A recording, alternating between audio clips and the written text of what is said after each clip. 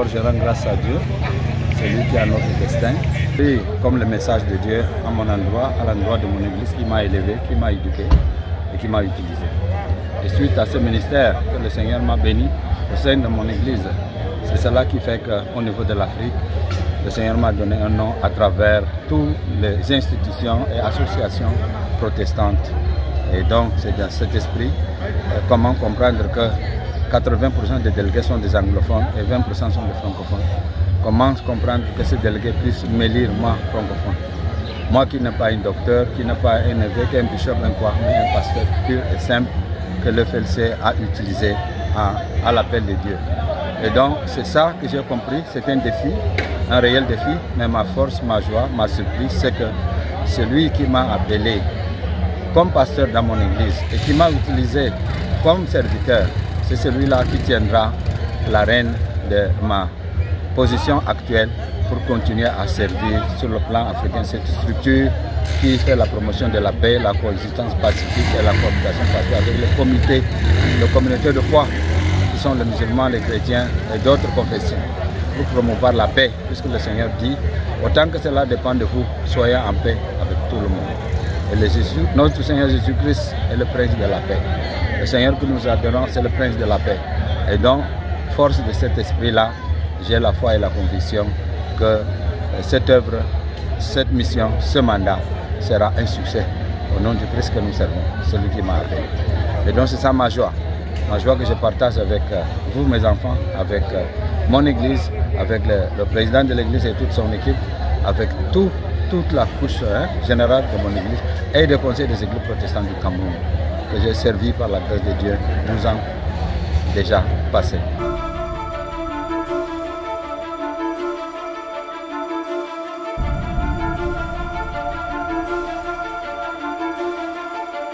Et donc, pour ce qui concerne le papa Jacques Limpois, ça c'est le projet que le Seigneur a mis dans mon cœur, dont j'ai partagé avec mon église, avec tous les délégués de mon église, pendant presque 2-3 ans en études pour valoriser, revaloriser les catéchistes, les anciens qui ont donné leur vie au ministère de Dieu au sein de cette église.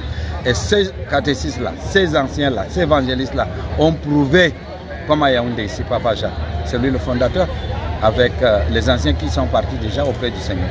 Il était le plus jeune qui partait partout. Et quand moi je venais ici à Yaoundé, c'est sur sa moto que nous partons à Mimboman pour négocier le terrain de Mimboman. Et quand nous partons à Douala pour négocier le terrain de l'église à Douala. Sur sa moto, imaginez. Et quand le Seigneur m'a inspiré pour dire qu'il faut revaloriser les évangélistes, revaloriser les catéchistes, revaloriser tout ce qui se donne pour la vie de l'église, il était l'un d'eux. Je sais que vous-même, les communautés ont ri. Pourquoi ce vieillard? Mais je savais ce que je voyais. Le Seigneur m'a donné une vision. Aujourd'hui, il n'est pas le seul. Ils sont presque 50 ou 60 catéchistes revalorisés dans l'église fraternelle. Et j'en suis fier et je rends grâce à Dieu. Raison pour laquelle je suis venu de Nairobi pour venir ici assister à sa mise en retraite. Le Seigneur m'a utilisé comme un instrument pour faire de lui, avec ses camarades, des pasteurs. Et aujourd'hui, il prend sa retraite. Je suis heureux.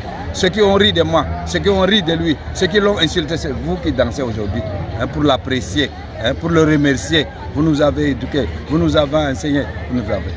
Alors, dans l'armée, comme dans toutes les structures du monde, on fait la revalorisation et la graduation de ceux qui ont donné leur temps, leur vie et leur travail à porter des fruits. Pourquoi pas à l'église fraternelle luthérienne du Cameroun? On arrête ces projets-là. Je suis contre cette attitude et je prie le président, je prie tout le monde de reprendre la réflexion sur ce projet de revalorisation des catéchistes et des évangélistes, de manière à les former et à les rendre comme des pasteurs évangélistes qui continuent à servir le Seigneur. C'est une gratification de reconnaissance et je recommande cela encore.